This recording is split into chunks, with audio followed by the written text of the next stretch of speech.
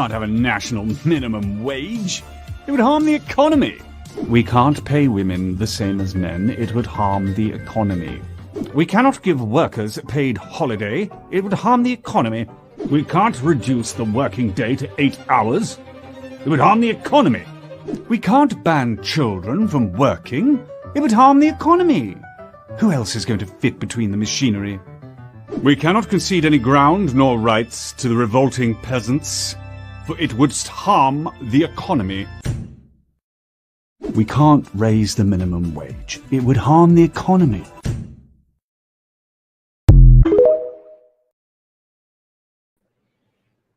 Good evening, good evening, good evening. Thank you for joining me here for the Monday Mix-Up here on Conversations with Taz. I wanted to start off with this video because the excuses are always the same. The target changes. Because that's why you hear a lot of phrases that sound familiar when they're talking about the LGBTQIA plus community and Drag Queen Story Hour. Every generation, the oldest of a previous generation always gives people, society as a whole, a target to feel superior to. And although times change and they have adapted to those times changing, they will pretend as if they haven't. And you can just do things the way that they did. You can just live the way that they did. And they're not going to tell you about all the death, destruction, and misery that went on, or how things were less expensive.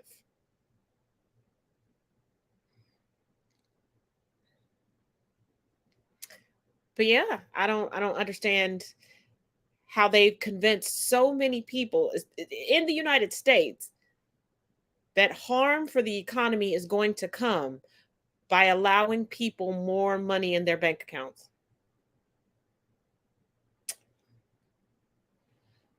But I digress. Before we move further into today's show, there is, I don't really want to call it an update, but additional information regarding the most recent, and it's sad that I have to say it this way, Camp Pendleton case. Here we go. All right, Camp Pendleton, which is outside of San Diego, Oceanside, San Diego, I believe, is where this took place. This woman uploaded this video yesterday.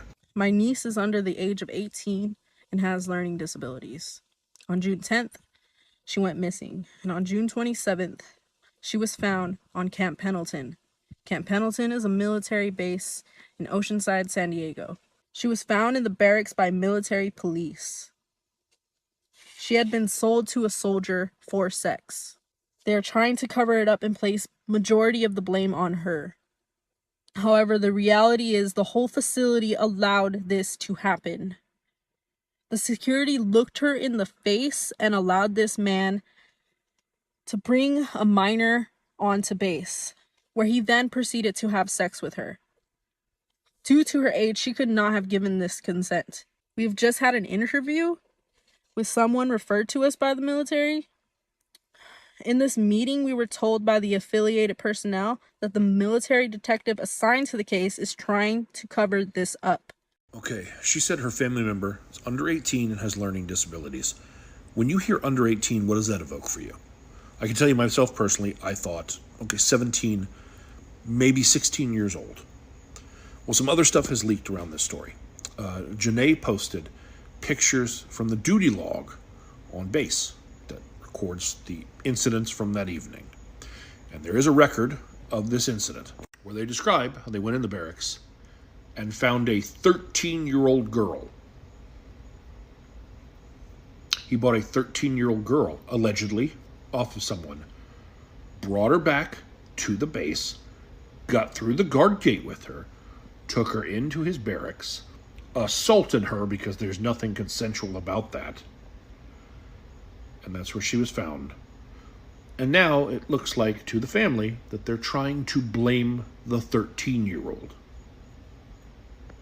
the child, for this. That will not happen. The only acceptable response is to take down everyone. The one who brought her in, anyone who was in those barracks and saw her and was okay with that, the guards that let them pass, the people who sold her to him, everyone. We will accept nothing less.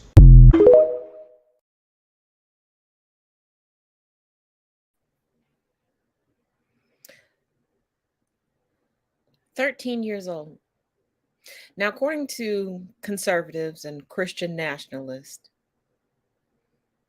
13 would be too young to learn about gender, sexuality, sexual health.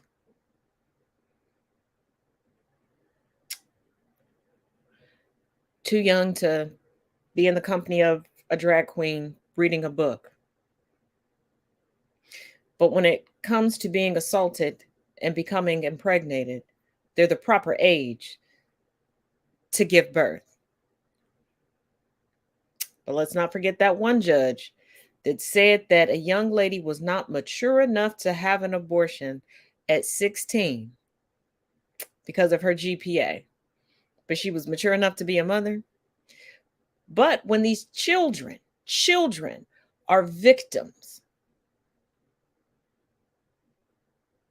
instead of holding the victimizers accountable and giving them consequences, now all of a sudden these children are so mature and wise for their age when they want these children to be sex trafficked and sex workers forcibly and without consent. They're mature. When they want them to be child brides, they're mature. Which is it? I keep telling y'all, it's been a game of smoke screens. It is nothing but a big magic show, a bunch of smoke and mirrors and sleight of hand. They want you to look over there while over here they're taking everything from you and getting everything that they want.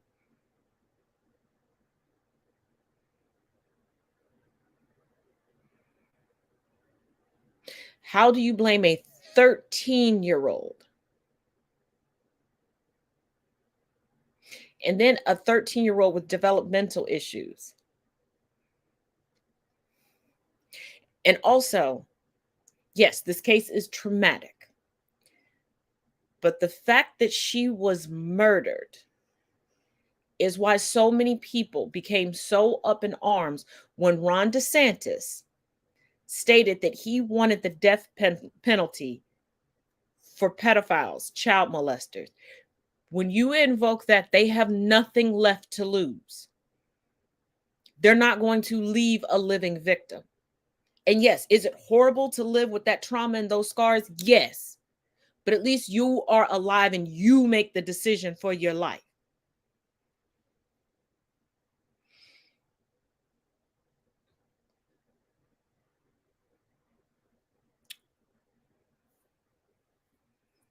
But my thing is, for them to have found this young lady on the barracks and that news to have gotten out, just a hypothesis, someone on the inside is snitching. And I hope they continue to be a whistleblower. I really, really do.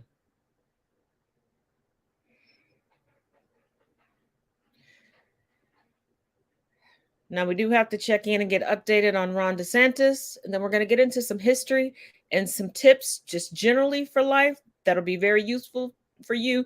And also because it's getting warmer and people want to travel more. Yes, I know people travel in the cooler months.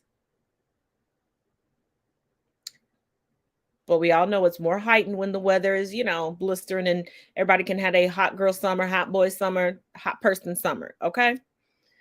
But let's check in on Ron DeSantis. Waking up to this nut job, the 44-year-old governor of Florida that thinks his privileged lifestyle and attacks on anyone that is not a white Christian nationalist male. And ladies, he even just signed a bill taking more of your rights away. Alimony. Watch my TikTok on that if you're interested. DeSantis' campaign is being called a complete failure to launch, and even other Republican conservatives are telling him to stand down. But I'm wondering what's going on with your campaign. There was a lot of optimism about you running for president earlier in the year. But here's this weekend's headline from the Politico playbook. Failure to launch. Florida Governor Ron DeSantis' campaign to topple Donald Trump has stalled. We are way behind, says a top DeSantis PAC official, sounding the alarm. What happened? His latest crazy ideas are to end the Department of Education, the Department of Commerce, the IRS, and the Energy Department. We would do education, we would do commerce, we do energy, and we would do IRS. And so if Congress will work with me on doing that, we'll be able to reduce the size and scope of government. But what I'm also going to do, Martha, is be prepared if Congress won't go that far. I'm going to use those agencies to push back against woke ideology and against the leftism that we see creeping into all institutions of American life. He has already banned books, tried taking over Disney, banned the use of pronouns, critical race theory, LGBTQ plus history, and Pride Month in Miami-Dade schools by members he installed on the school board there. He also made it so anyone can carry a gun in Florida with no permit, training, or background check, which took effect just last week. That sounds like he cares a lot about the children, doesn't it? For more. Now, let us not forget, because I'm going to keep reminding y'all, Ron DeSantis, career-wise, went backwards. You know what all the experts tell us not to do? He's a former congressman. See, usually people go like mayor, governor, congressman, then try to become president. No, he went high school teacher, crazed, tyrannical, in favor of torture, idiot, congressman that nobody got along with. That's why none of them, his former co-workers, aren't endorsing him, to governor, to now he wants to be in the White House. Quick caveat, I don't know why he didn't just wait, because he's in his 40s, just like me, until the following presidential election. Because all he's doing is upping the ante on what he learned from Trump in conjunction with his own internalized racism and fighting against his own heritage. I've discussed it before. He is I think he's third generation of his family here. But he knows that Congress isn't going to go along with this. He knows that there's too much money tied up in the positions of the things that he wants to get rid of. So he's saying, you know what? I'm going to claim that the government is being weaponized by against my former mentor, Trump. But then I'm going to weaponize and I'm going to up the ante further than what Trump did, because Trump was just trying to use the Department of Justice. He's going to use every government agency to go after the woke left.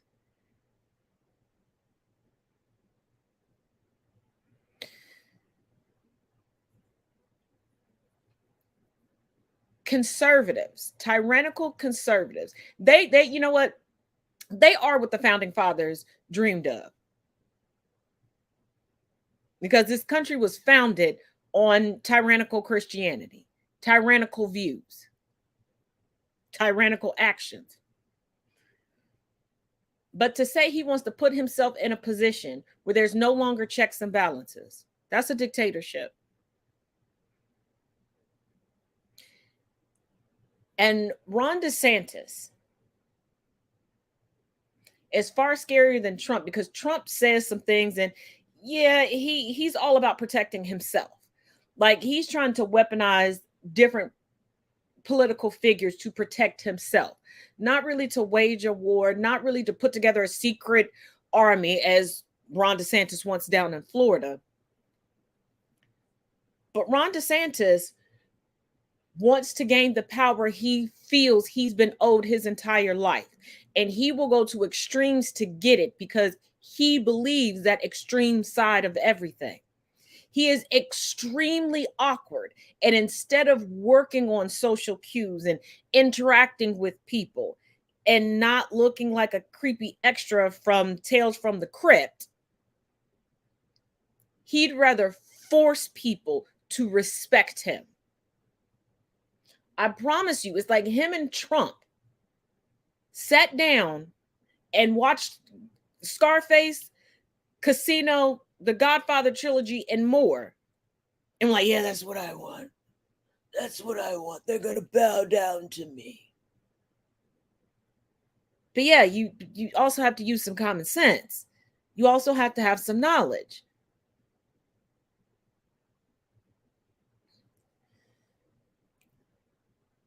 And for DeSantis to be a former history teacher with some questionable things in his past regarding some former students, he should know what he's walking into. But I digress. They love to idolize fascists and distance themselves from falling into fascism. These are the same people that are like, World War II vets. You know, my great-great-grandfather, my grandfather, I love them so much. They took down, and then turn around and tell you to listen to the people that they took down. Then turn around and follow the path of the people they took down. I guess.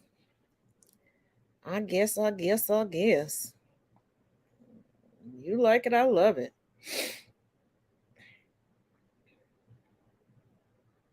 Now, let's get into how to properly check your hotel room before you get comfortable, especially if you are a woman or femme presenting. Come on now. Another hotel room check. I brought my door with the bag. Just while you do a quick check of what's close. Check the bathroom. Now you secure the door and check the rest of the room. Nothing behind the curtains. Corner's clear. I'd prefer not to have an adjoining room, but make sure this thing's locked. Big closet's clear. Now we'll check out the usual suspects looking for hidden cameras. Smoke alarm appears normal. The lamps are transparent. No cameras in the TV. We'll give the lamp and the outlet a look. No weird reflections in the clock. If you're in an area with other high-rises, make sure you draw your curtains. Otherwise, you're putting on a show. I'm at the International Hotel in Chicago, and there's ways to defeat both these latches. When we're in for the evening, Saber's doorstop alarm goes down. You put it right on the floor and arm it. A doorstop alarm is good for traveling in general, but it's also a good idea if you have a loved one staying in a dorm. They can be found in my Amazon store.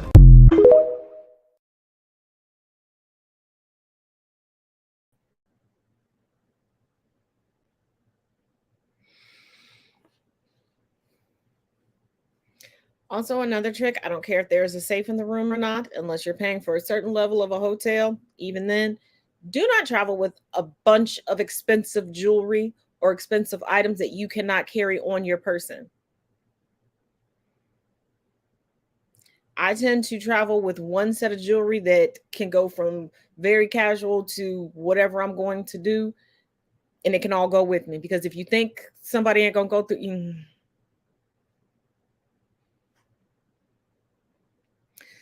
But now, here are also some tips from a former Secret Service agent. As a retired U.S. Secret Service agent, here's one thing I would never do. I would never wear flip-flops in an airport. I know it's a hassle going through TSA to take your shoes off and have to put your shoes back on, and it's easy just to kick off flip-flops and put them back on. But if there was ever an emergency that you had to evacuate the airport quickly or even exit the aircraft quickly, you don't want to be stuck in flip-flops when you're trying to hustle. One time we were flying back to the United States and our plane had to make an emergency landing in Brazil. Of course, the airport wasn't ready for us, so they landed us at this runway on the outskirts of the airport. And of course, out there's no jet bridge, so we had to exit the aircraft by its own stairs and walk to the terminal, which seemed about a mile. And we walked across not only the runway, but we had to walk between airfield, and the fields were muddy, it was cold, it was rainy. And I just don't think if you had flip-flops on, you would have been able to make it to the airport.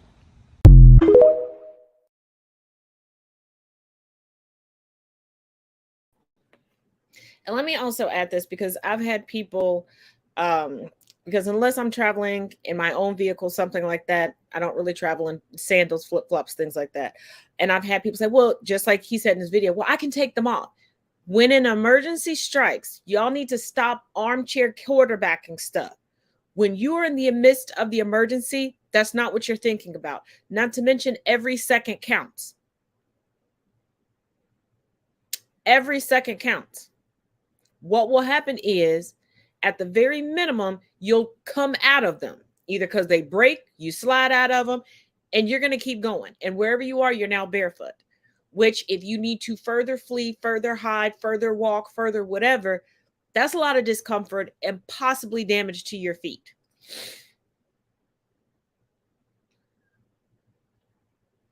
And also, check the weather of your destination and every place in between as much as you possibly can. Just an overall, what's this region got going on? What's this region got going on? And try to dress in a manner that can somewhat get you through those climates. If you got to have a light jacket on when you get on the plane and then take it off and you have it on a t-shirt and a tank top, kudos. Also, can y'all stop raw dogging the seats? If you can, I know y'all hate this conversation, but put your hair up in a bonnet. Cover your hair. You don't know what people have going on in their heads. And it's a quick turnover, because if they were really able to deep clean these aircrafts, y'all be complaining way too much about the weight that you have in order to board. You want everything customizable, but not in customizable time.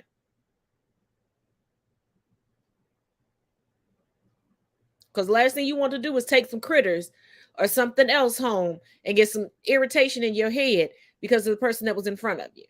It's an airplane, not New York Fashion Week. It is not. That runway is for the planes, not for you to sachet chantat.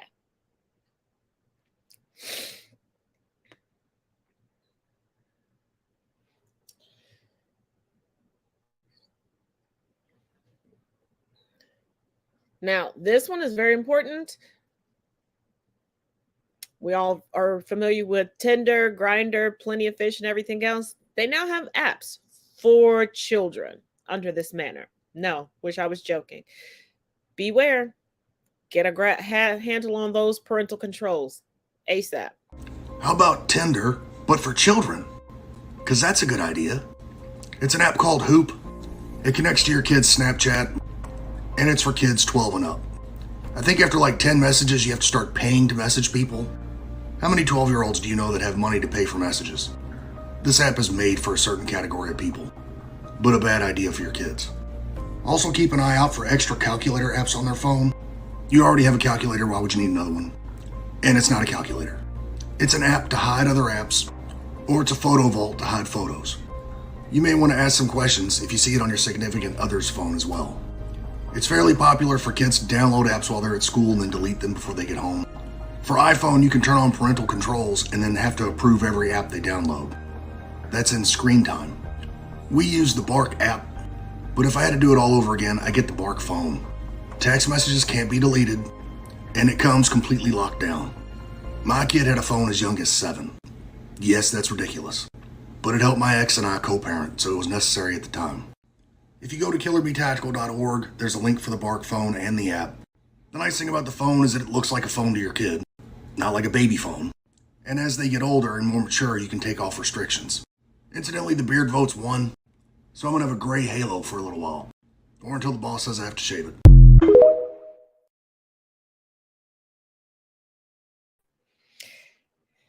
I'm glad he brought up the whole calculator thing, because and not just look for extra look for extra anything. If it already comes on the phone, ask yourself, why is a duplicate needed?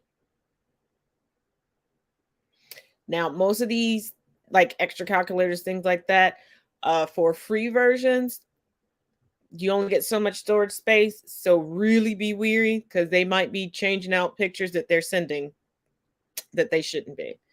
And also, for the love of all things holy, have real conversations with your children. You know the levels that your children are on, so speak to them on the level that they are at, but allow them to be protected. Remind them that things are forever, and whatever you send someone, you have no idea what they're doing with it after you've sent it to them. And it is better to tell your child this before something gets placed in the wrong hands.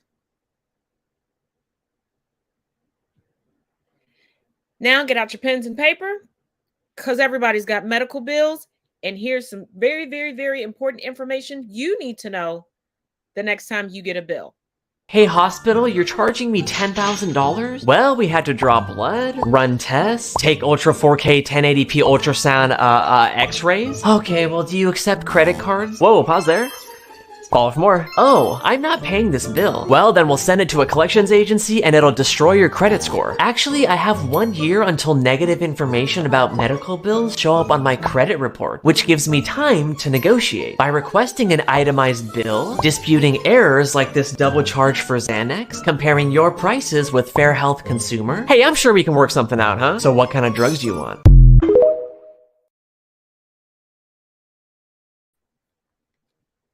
Bet you didn't know you could do that. And always, always, always, whether you have insurance or not, request an itemized bill. You will be surprised how your bill lowers. And you can go on to plenty of websites that will tell you, because I know now it's the big thing to have hospital systems. So you have some cities, it might be St. Margaret Mary Hospital cities, or Mercy, or Tri-Health, or Tri-Care. But you can look at other hospitals nearby and see what they generally charge for this procedure, for this aspirin, for this size Band-Aid, and go, you all overcharged me, because there really isn't regulation over it. There's literally somebody sitting there going, well, this year we're going to charge this for this, we're going to charge this for, and it's pretty much arbitrary. So protect yourself. Protect yourself. And also, don't be afraid to refuse things while in the hospital. If they're just going to give you an over-the-counter Aleve and you're about to leave anyway, just say, no, thank you. I'll grab one when I get home. And make sure it's not on your bill.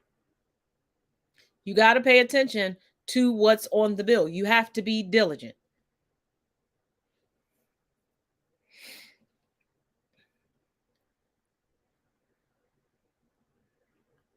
Now, also, I really, really, really need you all to pay attention to this next one, especially if you have ever experienced a stalker, or if you are experiencing a stalker situation now, or you know someone who's in that situation. SCOTUS is continuing to screw the people. It is no longer, well, it's never really been we the people, but they are definitely telling us we ain't their people, because it is now more difficult to prosecute a stalker. And the reasonings, just listen for yourself. The Supreme Court has absolutely lost their damn mind. They made a ruling making it more difficult to prosecute stalking cases, arguing that stalking victims need to not only prove that there's legitimate reason to feel threatened, but that the perpetrator has some awareness of the impact of their behavior. Listen to the survivor testimonies in this article. My phone is blowing up with victims who are absolutely terrified, said Lenora Claire, a television producer turned advocate who's been dealing with a stalking of her own for the past 14 years, including 2 years when he was behind bars. If you even get as far as prosecution, you've already been through the gauntlet, navigating restraining order process, convincing law enforcement to take you seriously. Now I'm told that with this new ruling, my stalker could have said his intent was not to scare me, and the case against him would be thrown out. Anna Nassett, another stalking victim who was forced to give up her life as an art gallery owner in Washington state and move across the country because the unrelenting threats, said she immediately began to worry that her harasser, serving a 10-year sentence after a 2019 conviction, might soon be free.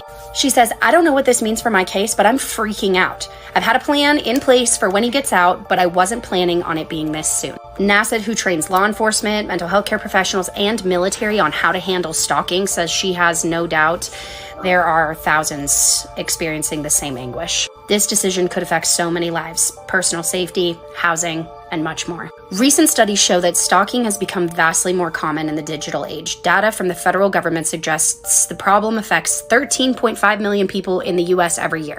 1 in 3 women and 1 in 6 men will likely at some point in their life have to deal with a stalker. Yet many courts and prosecutors' offices remain ill-equipped to deal with the problem. Police agencies and prosecutors are going to use this as an excuse to not do the job they're supposed to. This 2017 Guardian article says researchers urge criminal justice professionals to take early intervention in seemingly harmless obsessive behavior. Criminologists performed a 6-month study across 358 homicide cases and found stalking was present in 94% of them. The failure to take action on stalking can lead to an escalation in violence and potentially death. Check on your friends and loved ones who are victims of stalking. They are really going to need your support right now. And let's be real and face the elephant in the room, because we know a high percentage of police officers stalk people, and they use their resources to do so. They're not just going to use this as an excuse not to do their job, which we know they find 101 excuses to not do their job. They just like to seem to whoop up on people and pretend to be competent. But they're going to use this to get out of their own stalking cases. I want to know which one of the men that we know of thus far that has been lining the pockets of far too many associate justices of SCOTUS is a stalker, or which one of their relatives is. Because let's be real, they put money into what's going to directly affect them. This is why they try to convince everyone else to vote for what directly affects them and be okay with what directly affects them. So those that are not currently being stalked, those that have never been stalked or didn't take notice that they were being stalked for a period of time, to them, it's no big deal. And there are people who really believe that violence against, especially women or femme-presenting people, is as simple as just fight back. Just duck out there. Just. So to them, it's another just, because it doesn't directly affect them.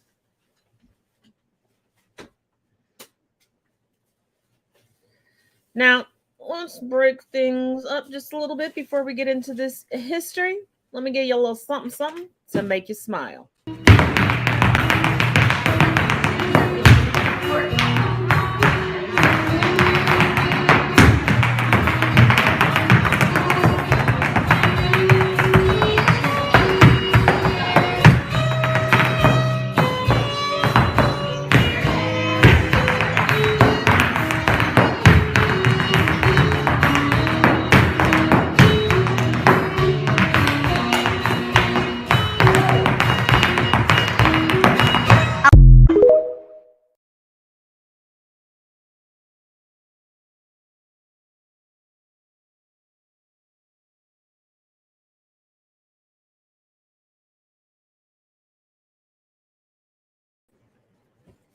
Did y'all catch that moonwalk in the middle of that? Did you catch that? What? That was smooth. That was smooth. Now, let's get into why you should call immigrants undocumented versus illegal before they get their official documents. Actually, it's not illegal. Undocumented is the proper term that you should be using according to the law, and I'm going to explain how. There is a massive difference between criminal and civil law. It is a civil violation to be here while undocumented. It is not a crime. It is legally inaccurate to call someone illegal because it is akin to calling someone guilty of a crime before a verdict is actually rendered. It is legally imprecise because it implies finality, even though immigration status is actually fluid. For example, I bet the next thing you're going to comment is that even though it's not a crime to be here while undocumented, crossing the border illegally is. It may be, but how do you know that they crossed the border illegally? I know most of my clients enter the border legally and overstay their status. Thus, their immigration status is actually fluid. Therefore, it is technically inaccurate because you're labeling the person versus the actions they have taken as an illegal. If you don't believe me, Google it.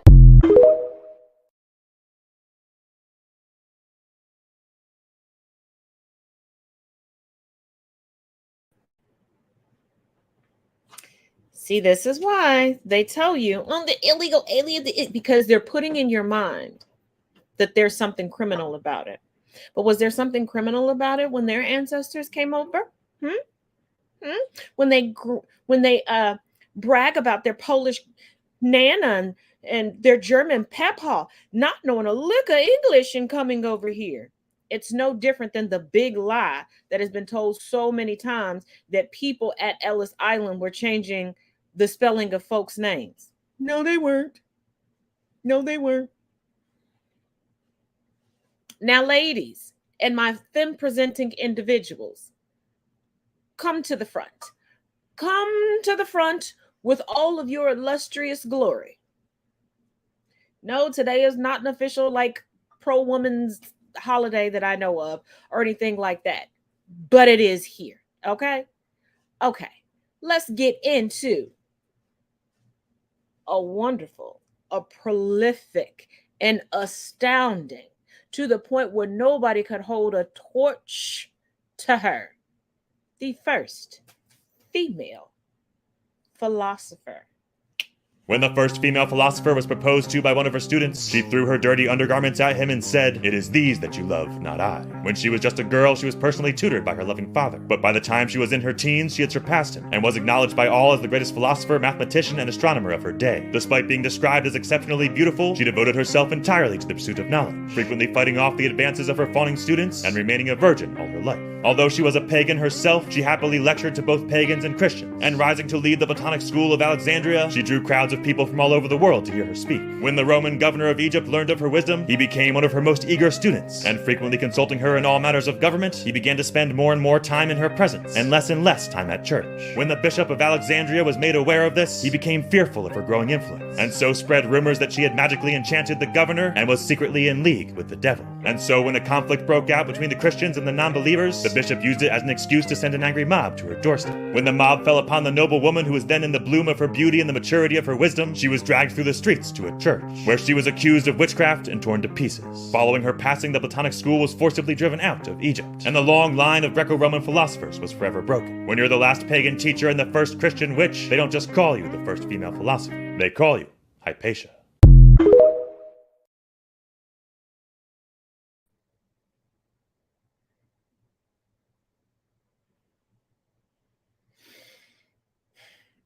Isn't it amazing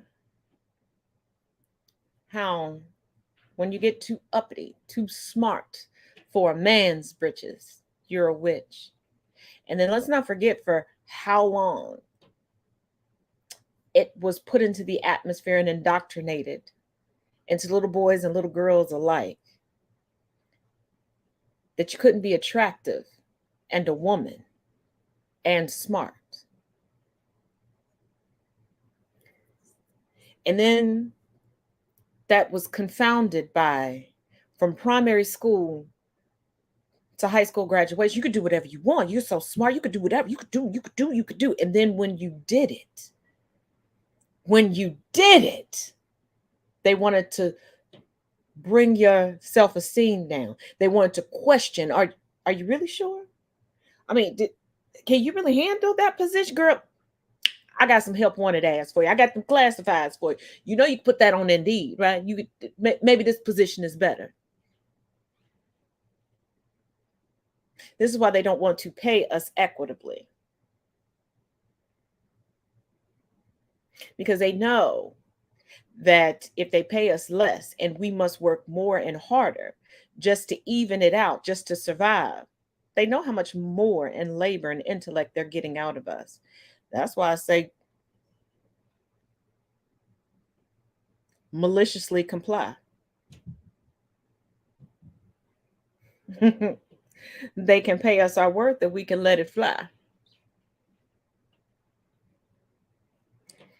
Because on the flip side of that, society has conditioned men so much to say that they don't want a woman to value them by their paycheck, but then they always talk about how much they make and want to throw the money at women. So subsidize your income by just letting a man throw money at you. I'm not saying do something strange for the change, but if you know, you know. Now, from a philosopher to a queen. I mean, we ladies do need a little endorphin boost. It's been a rough start to the month. I became Queen of Egypt when I married my half-brother Thutmose II around the age of 12. I am Hatshepsut, daughter of King Thutmose. Upon his death, I began acting as regent for my stepson, the infant Thutmose III, but eventually I took on the full powers of a pharaoh, becoming co-ruler of Egypt around 1473 BC. As pharaoh, the 6th of the 18th dynasty, I focused on Egyptian trade and ordered ambitious building projects, most notably the Temple of Der el-Bahri, located in western Thebes, where I would be buried. Depicted, at my own orders, as a male in many contemporary images and sculptures, I remained largely unknown to scholars until the 19th century. I am one of the few and most famous female pharaohs of Egypt. And this is why I had the utmost respect for the amount of women and femme-presenting individuals that say to call them king. Now, I have my own theory about being called queen. Now, I do not take disrespect because there are a lot of people who they are showing me respect by calling me queen, and I take no offense in that, and they are free to do that. But there are people who criticize me because my father still refers to me as his princess. And people go, well, isn't that disrespectful? No. No, because there are places that still have an aristocracy, still have a royal family, and they only have princes and princesses, and the princess still has control over herself and what she does. The queen is used as a basis of achieving more commodity, more land, more money, a greater title. She is a bargaining chip most of the time. I am no one's bargaining chip. And a lot of times through marriage, the queen reduces power instead of increasing power. If you got to know me, honey, can't nothing reduce my power. Telling me you're going to reduce my power is like throwing water on an electrical fire. You're just fueling me. So I personally do not like the title of queen. If you do, that's fine. I am not judging anyone else. Because I know sometimes when I give my perspective and what I am comfortable with, people take it as a dig on them. It is not. This is my stance and where I am at.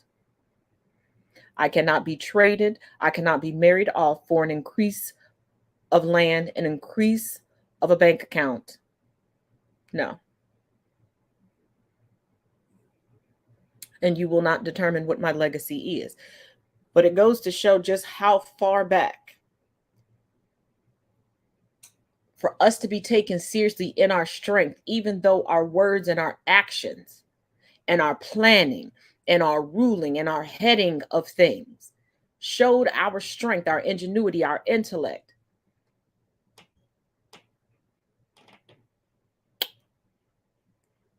The classification of male meant a whole lot more. Because just like nowadays, when certain men, you know, the red pill men, the passport bros, want to say that they want a traditional woman, do they not realize that the traditional woman was the actual head of the household? Now, yes, there are some caveats where the men still handled the bills and everything because they were being toxically abusive.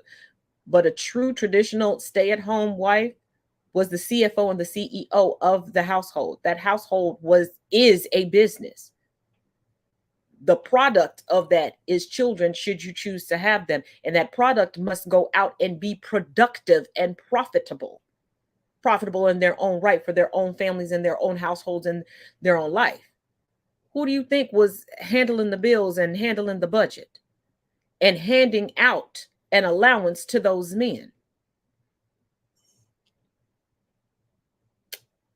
Now look at all the white women clutching their pearls right now.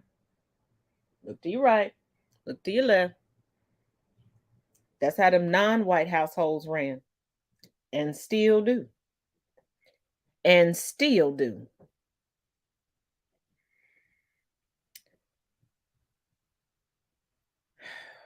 Which one of these should I do first?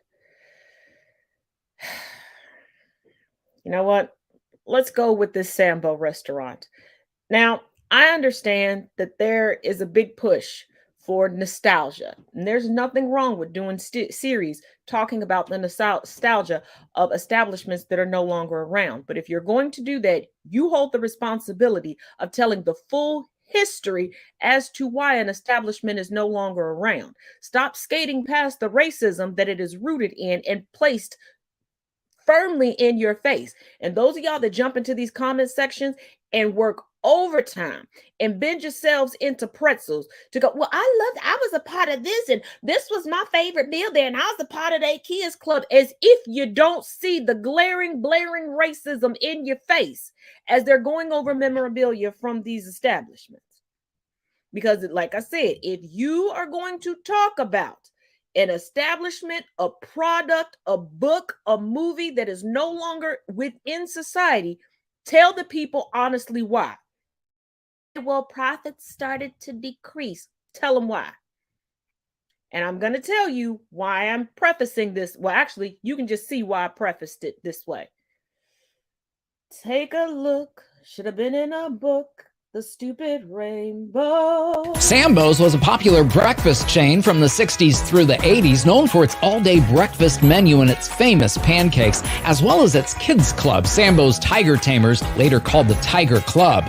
Controversy surrounded Sambo's name and imagery, which was connected to the main character in a book written by Helen Bannerman in 1898.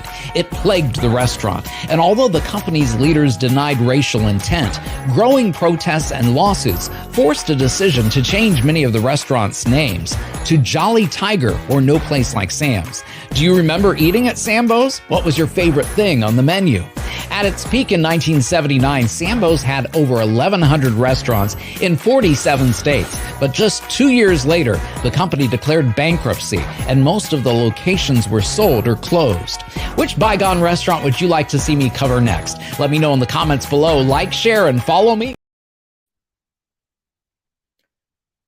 Through the 80s. The peak was 1979 after multiple protests and lawsuits. See how he glossed over, oh, this comes from a book. And they said there were no racial overtones. Did you catch the memorabilia that was shown? Did you catch the photographs of inside that restaurant? Did you catch how they tried to continue to make Black people okay with Sambo? Now, some people were introduced to Sambo in Harriet Beecher Stowe's Uncle Tom's Cabin. Now, a lot of people throughout the years have misrepresented and misspoke when calling someone an Uncle Tom. I'm not just saying that because my beloved Papa, whose name was Tommy, and his nieces and nephew would call him Uncle Tom, and he was the furthest thing from it. If you've been around this podcast enough, I've told enough stories about my granny and papa that you should know they're a big reason why I'm the way that I am today. Go figure. But Uncle Tom wasn't the problem. He wasn't the Coontastic Coalition member. Sambo in that book was. But y'all know I bring the receipts, especially when it comes to history. Sambo is a derogatory label for a person of African descent in the English language. Historically, it is a name in American English derived from a Spanish term for a person of African and Native American descent. After the Civil War, during and after the Jim Crow era, the term was used in conversation, print, advertising, and household items as a pejorative descriptor for Black people. You know those menstrual Black faces? And Sambo was the one that was believing that they had such great privilege and adjacency to massa if he just told on his kinfolk, on his skinfolk. I digress. Wasn't kinfolk, skinfolk. If he worked diligently to thwart any advances his skinfolk needed and wanted to go after. It is okay to do nostalgia pieces. One person who is amazing at it is Walt Way. You can find him on all social media platforms. He is the founder of the Bristol English Project. He talks about different things that no longer exist, but he gives you the history behind it and why the downfall really occurred. See, Sambos no longer exist because white folks and coontastic coalition members, yeah, they love the food, which was very basic. Because reading all the comments and then going back to some of these people's pages and looking at what they eat on a daily basis and how they were describing the taste of everything and looking at pictures, look it up for yourself. This shit was it was Denny's. It was Denny's minus the cook and a waitress having a baby or a toddler strapped to them because they couldn't get a babysitter that day. Okay. It wasn't even Waffle House. It was because of the name and the imagery attached to it. Because if it was all about the food and the food was so great, a name change ain't gonna do nothing. If you like Hardee's on one coast, you're gonna like Carl Jr.'s on the other coast. Same thing. If you like White Castles over here, you're gonna like Crystals over there. Same thing. You catch what I'm putting down?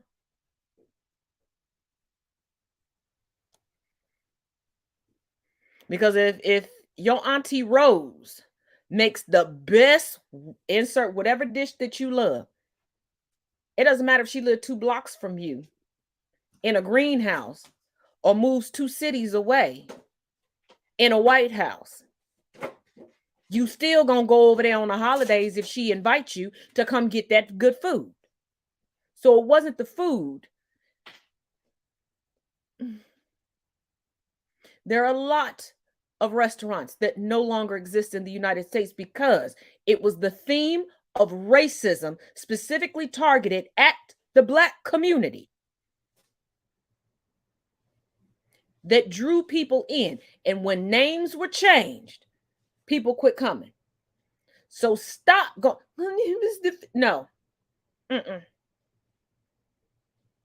Mm-mm. Now, I don't know if you all caught a glimpse of one of the Duggar in-laws' pappies, who pretends to be a pastor, talking about us Blacks never revolted or rioted when it came to slavery. Now, on my account, that was most recently banned, which that was a record time banning. I must say so. I am outdoing myself with pissing off the racists, but I digress.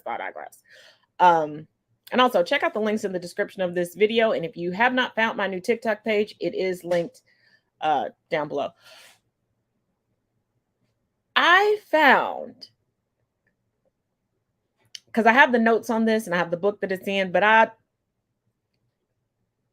wanted to find a video to really like make it visual for you all.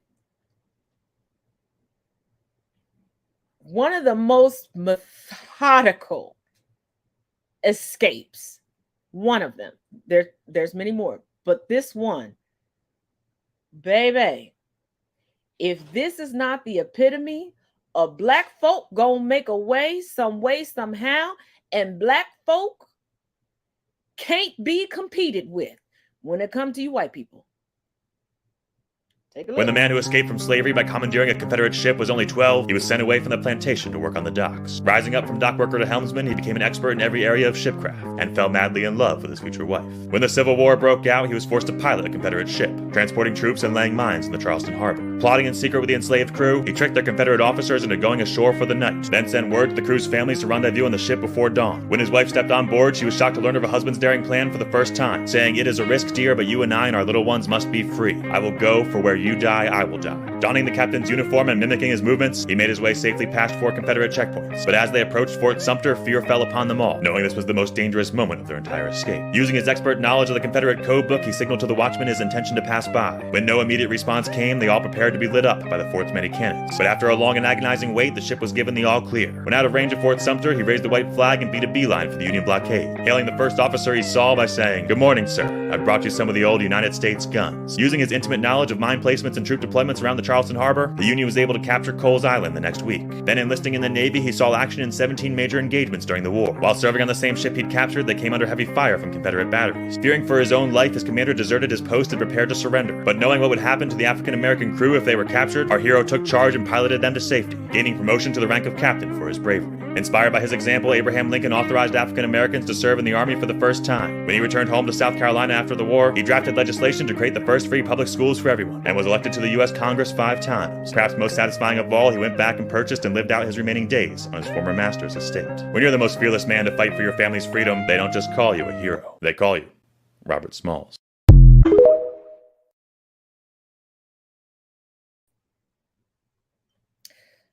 Quick correction. Lincoln wasn't impressed. Lincoln was terrified. Lincoln kept underestimating black people. So then he was like, you know what? We getting our ass kicked. Maybe if we do let them fight with us, we could win. And I could save the Union, and I won't go down as the worst president ever in this country, because they had no idea how long the country was going to last. And everybody was looking out for legacy, legacy, legacy, legacy. And it's also why he was like, hold up, wait a minute. We didn't even school them. We didn't teach them nothing. We made it against the law for them to learn anything except for in Sunday school, because we wanted them to, just learn the basics. Shit. We couldn't translate their languages, but they could translate ours. And we let them into our house and we let them do the trading for, oh, shit. Oh, damn. You know what? Liberia. Okay. Since we do have to now free them, let's just round them all up and send them to Liberia. Oh, they all don't want to go to Liberia. Oh, they don't. Okay. And then fast forward a few generations, the United States got amnesia about Liberia. And you know what they did? They went back. Like, this is the place we didn't colonize. Want to know why? You want to know why? The people were already colonized. The people was already colonizing. You just had to go in there and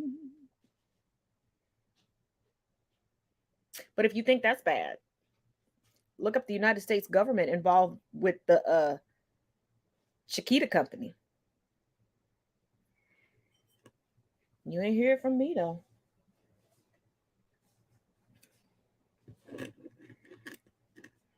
ain't.